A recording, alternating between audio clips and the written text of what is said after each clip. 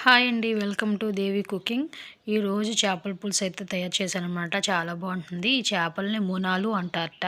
మీకు ఎవరికైనా తెలిస్తే ఈ చేపలు ఏంటో కామెంట్ చేయండి. చేపల పులుసు అయితే మాత్రం చాలా బాగుంటుంది, చాలా టేస్ట్గా ఉంటుంది. నేను ఎలా తయారు చేయాలో డీటెయిల్గా చూపిస్తాను, చూసేయండి. ఎక్కడ స్కిప్ చేయకుండా మొత్తం ఫుల్ వీడియో అయితే చూడండి. సూపర్ ఉంటుంది అనమాట. ఇది ఎలా తయారు చేయాలో చూసేద్దాం రండి. ఈ చేపల పులుసు తయారు చేయడానికి కావాల్సిన మసాలా అన్నమాట. లవంగా 3, దాల్చిన చెక్క చిన్నది అండ్ యాలక్కాయ ఒకటైతే సరిపోతుంది. అల్లం వెల్లుల్లి నేను ఇలాగ రబ్బల కింద తీసేసి పెట్టుకున్నాను అనమాట. దీన్ని మిక్సీలో అయితే వేసుకొని మెత్తగాని గ్రైండ్ చేసుకోవాలి. 1 స్పూన్ ధనియాలు వేసుకోవాలి. అలాగే 1 స్పూను గసగసాలు కూడా వేసుకోవాలి. 1 స్పూన్ జీలకర్ర కూడా వేసుకొని మెత్తగా అయితే పేస్ట్ చేసుకోవాలి. 4 మీడియం సైజు ఉల్లిపాయలు అయితే తీసుకున్నాను. వీటిని పొట్టు అయితే తీసేసుకున్న తర్వాత వీటిని కూడా చిన్న చిన్న ముక్కల కింద కట్ చేసుకొని మిక్సీ పెట్టుకోవాలి. బాగా మెత్తగా మిక్సీ చేసేసుకోవాలన్నమాట. చేపల పులుసులోకి చాలా బాగుంటుంది. ఇలాగే మెత్తగా పేస్ట్ చేసుకోవాలి. మనం లేదంటే రోట్లోనైనా రుబ్బుకోవచ్చు. నేనైతే మిక్సీ పెట్టేసుకున్నాను. నేను చూపిస్తున్న విధంగా ఇంత మెత్తగా అయితే మిక్సీ పెట్టుకోవాలి ఉల్లిపాయ పేస్ట్ని. చేపల పులుసులోకి చింతపండు తీసుకున్నాను. దీన్ని శుభ్రంగా కడిగేసుకొని అప్పుడు నానబెట్టుకోవాలి. ముందుగా నానబెడితే చింతపండు గుజ్జు అయితే బాగా వస్తుందన్నమాట. సో ఒకసారి కడిగేసుకొని శుభ్రంగా నానబెట్టుకొని పక్కన పెట్టుకోవాలి. ఇప్పుడు చేపల పులుసు తయారు చేయడానికి పెద్ద వెడల్పుగా ఉండే పాత్రను అయితే పెట్టుకున్నాను. అందులో తగినంత ఆయిల్ అయితే వేసుకున్నాను. చేపల పులుసు కాబట్టి నూనె ఎక్కువే పడుతుంది. సో నూనె హీట్ అయిన తర్వాత అందులోనే మనం పేస్ట్ చేసుకుని ఉంచుకున్న ఉల్లిపాయ పేస్టు, తర్వాత మసాలా పేస్ట్ కూడా ఉంది కదా, అది కూడా వేసుకొని ఫ్రై చేసుకోవాలి. ఇది బ్రౌన్ కలర్ వచ్చేంత వరకు ఫ్రై చేసుకోవాలన్నమాట. ఆయిల్లో వేసేసుకొని బాగా కలిపేసుకోవాలి. ఆయిల్లో ఈ పేస్ట్ బాగా ఫ్రై అయితే టేస్ట్ కూడా అంత బాగుంటుంది చేపల పులుసులోని. ఇది ఫ్రై అయిపోయిన తర్వాత అందులో పసుపు వేసుకోవాలి. పక్కన చేపలను అయితే క్లీన్ చేసుకొని పెట్టుకున్నాను. చూసారా, ఇవే ఈ చేపలు ఏంటో తెలిస్తే మీకు కామెంట్ చేయండి కంపల్సరీగా. ఇందులో కడిగేసుకొని చేపలను శుభ్రం చేసుకొని పక్కన పెట్టుకున్న తర్వాత అందులోని కాస్త కారం, ఉప్పు, పసుపు కూడా వేసేసుకొని కలిపేసుకొని పక్కన పెట్టుకోవాలి. ఇలా ఎందుకు చేస్తున్నామంటే చేపలు టేస్ట్ బాగుంటుంది అనమాట. ఉప్పు కారం బట్టి ఇంకా టేస్ట్గా ఉంటాయి చేపల పులుసులో వేసేటప్పుడు. అందుకని ముందుగా ఇలా చేసేసుకొని పక్కన పెట్టేసుకోవాలి. నేను చూపిస్తున్న విధంగా అలా చేసుకోవాలన్నమాట. అప్పుడే ఉప్పు కారం అవి బాగా పడతాయి చేపలకి.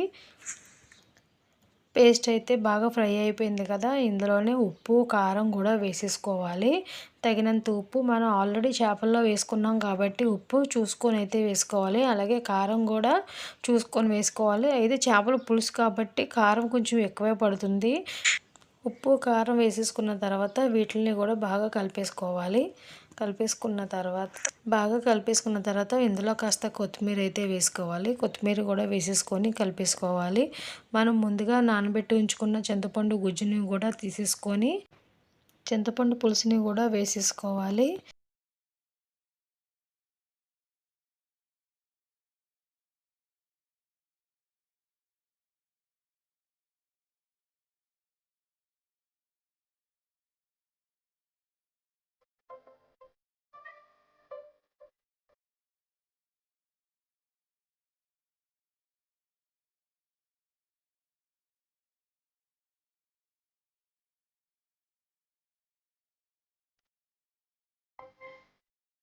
చింతపండు గుజ్జు అయితే వేసేసుకున్నాను కదా, అందులోని పచ్చిమిరకాయలని కూడా వేసుకోవాలి. చిన్న నాటు అయితే పెట్టి పచ్చిమిరకాయలు వేసుకున్నాను. చేపల పులుసులోని పచ్చిమిరకాయలు కూడా చాలా టేస్ట్గా ఉంటాయన్నమాట. చింతపండు పులుసు వేసేసుకున్న తర్వాత ఈ చేపలని కూడా చింతపండు పులుసులో అయితే వేసేసుకోవాలి. ఇది మునేం అంటారు, సముద్రంలో ఉంటుంది అన్నమాట. ఇది మునేం చేప పేరు మునేం. దీనికి ముళ్ళు ఎక్కువ ఉంటాయి కానీ పులుసు చాలా రుచిగా ఉంటుంది.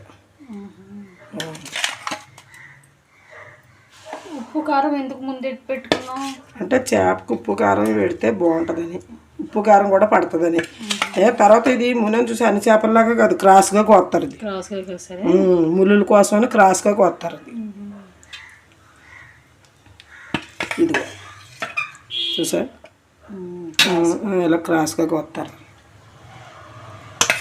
చేపలకి కూడా ఉప్పు కారం పడుతుంది కదా, ఉప్పు కారం వేసి కొంచెం సేపు ఉంచుకున్నాం అనుకో గరిటతో కలుపుకోకూడదే? ఒకసారి ఫస్ట్ టైం కలపాలి, తర్వాత నుండి గరిటె పెట్టకూడదు. ఇంకా ఇప్పుడు కూడా ఇలా కలుపుకోవాలి. చేపలు వేసిన తర్వాత ఏ చేపలైనా సరే ఇడిపోతాయి అన్నమాట. అందుకని దీనికి ముళ్ళులు ఎక్కువ ఉంటాయి కాబట్టి కొంచెం ఎక్కువ ఉడకాల. పులుసులాగా ముళ్ళులు ఎక్కువ ఉంటాయి, అందుకని ఎక్కువ ఉడకాలి. కొంచెం ఉడికిన తర్వాత ఇప్పుడు ఉప్పు కారం చూసుకుందారే, మూత పెట్టేస్తున్నాయి. చేపల పులుసు చూసారా ఎంత బాగా ఉడుకుతుందో, సౌండ్ కూడా వస్తుంది కదా. ఇంకా కొంచెం దగ్గరికి రావాలి.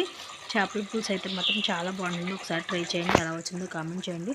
మా ఛానల్ లైక్ చేయండి, షేర్ చేయండి, సబ్స్క్రైబ్ చేయండి. చేపల పులుసు అయితే రెడీ అయిపోయింది. నూనె అంతా పైకి వస్తుంది కదా. సో ఇప్పుడైతే స్టవ్ ఆఫ్ చేసుకోవాలి. పచ్చిమిరకాయలు కూడా కలర్ మారిపోయినాయి కదా, అంటే చేపల పులుసు అయితే రెడీ అయిపోయినట్టు. ఇప్పుడు స్టవ్ ఆఫ్ చేసుకోవాలి. మా చేపల పులుసు కనుక మీకు నచ్చినట్లయితే ఒక చిన్న లైక్ ఇవ్వండి. చేప ముక్క కూడా చూసారా చాలా బాగా ఉడికిపోయింది కదా. సో చేపల పులుసు అయితే అయిపోయింది. ఇప్పుడు మనం స్టవ్ ఆఫ్ చేసేసుకోవచ్చు. చేపల పులుసు రెడీ అయిపోయింది కాబట్టి ఫైనల్గా కొత్తిమీర అయితే వేసేసుకున్నాము. అంతే, చాలా ఈజీగా అండ్ టేస్టీగా ఉండే చేపల పులుసు అయితే రెడీ అయిపోయింది. ఇంకొక వీడియోలో మళ్ళీ కలుద్దాం. బాయ్.